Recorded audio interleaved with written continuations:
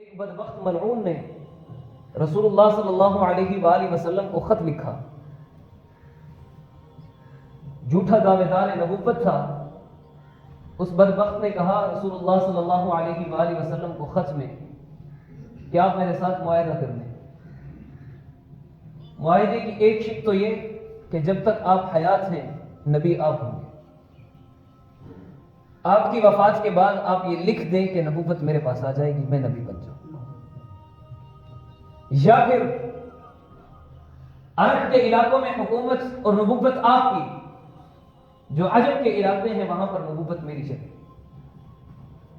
رسول اللہ صلی اللہ علیہ وآلہ وسلم نے خط کا جواب تحریر فرمایا. آپ نے فرمایا کہ میں اللہ کا سچا نبی اور رسول ہوں اور تو کذاب ہے. کوئی بات تیری قابل قبول نہیں اور ہم تجھ سے بات بھی نہیں کرنا چاہتے. یہ خط لکھا. صحابہ سے پوچھا کہ یہ خط لے کر اس بدبخت کے دربار میں کون جائے گا. یہ خط لے کر جانا کوئی معمولی بات نہیں تھی. وہاں دشمن کا دربار تھا, دشمن کی فوجیں تھیں اور جان کے جانے کا قوی اندیشہ تھا. حضرت حبیب بن زید رضی اللہ تعالی عنہ کھڑے ہوئے اور عرض کرتے ہیں یا رسول اللہ, یہ سعادت آپ میرے حصے میں مقرر فرما دیجیے, یہ سعادت مجھے عطا فرما دیجیے, میں جاؤں گا یہ خط لے کر. مورخین لکھتے ہیں حضرت حبیب بن زید اس وقت کھجور کھا رہے تھے. اتنی تیزی سے اٹھے کہ منہ سے کھجور نیچے گر پڑی. کسی صحابی نے کہا کہ بھائی پہلے کھجور تو کھا لو. حضرت حبیب فرماتے ہیں کہ اگر میں کھجور کھانے میں لگا رہا اور یہ سعادت جناب نے کسی اور کو دے دی تو میں کیا کروں. رسول اللہ صلی اللہ علیہ وآلہ وسلم نے فیصلہ فرمایا کہ حبیب یہ خط آپ لے کر جائیں گے. مورخین لکھتے ہیں کہ حضرت حبیب بن زید رضی اللہ تعالی عنہ انتہائی غریب صحابی تھے.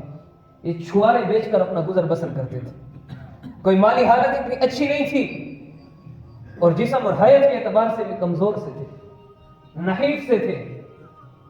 جب حضور نے ان کو قاصد بنانے کا فیصلہ فرما لیا تو مورخین لکھتے ہیں حضرت حبیب کے طور تل چلن ہی تبدیل ہو گئے, کیفیات بدل گئی.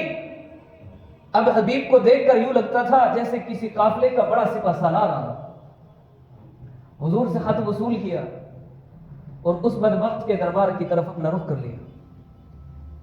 جب اس کے دربار میں پہنچے, خط پیش کیا. اس نے پوچھا آپ کون ہو. حضرت حبیب فرماتے تجھے میری شکل سے اندازہ نہیں ہوا کہ میں کون ہوں.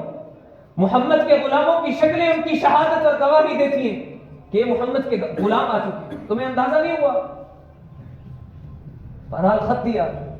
اس نے اپنے اور غلام کو کہا کہ یہ خط پڑھو. اس خط میں سارے دربار میں جتنے لوگ تھے سب جمع تھے. خط میں جو تحریر لکھی تھی اس آدمی نے پڑھ کے سنائی کہ اس میں لکھا ہے کہ محمد تو اللہ کے سچے نبی اور رسول ہیں اور آپ کذاب ہو, جھوٹے ہو. تو اس جھوٹے مدعی نبوت نے حضرت حبیب سے کہا کہ تمہارے نبی نے تو یہ میرے بارے میں کہا ہے, تم کیا کہتے ہو. حضرت حبیب نے فرمایا کہ جب میرے نبی نے بات کر دی, میرے نبی نے تجھے جھوٹا اور کذاب کہہ دیا تو پھر اس میں کوئی دوسری رائے ہے ہی نہیں. تو کذاب ہے, تو جھوٹا ہے. اس کو مزید غصہ ہے. اس نے کہا ان کا دایاں ہاتھ کاٹ دیا جائے. یہاں سے کندھے سے حضرت حبیب کا ہاتھ کاٹ دیا گیا, بازو کٹ کر زمین پہ گر گیا. مسلمہ ملعون نے پھر پوچھا ہاں بھائی کیا خیال ہے. حضرت حبیب فرماتے ہیں مسلمہ شاید تو ہمارے عشق رسول سے واقف نہیں, شاید تجھے پتہ نہیں کہ ہماری رگوں میں محمد کا عشق کتنی شدت سے چلتا ہے. تو ہمارے عزائم سے بے خبر ہے. یہ تو نے ایک بازو کاٹا ہے, اگر سارا وجود بھی کاٹ دے تو میری بوٹی بوٹی تجھے کذاب کہے, دوسری بات نہیں ہے. اس ملعون نے دوسرا بازو کاٹا, ایک کے بعد دیگر کاٹتے کاٹتے بالآخر اس نے گردن کاٹ دی اور یہ آخری سانس تک اس کو کذاب کہتے رہے.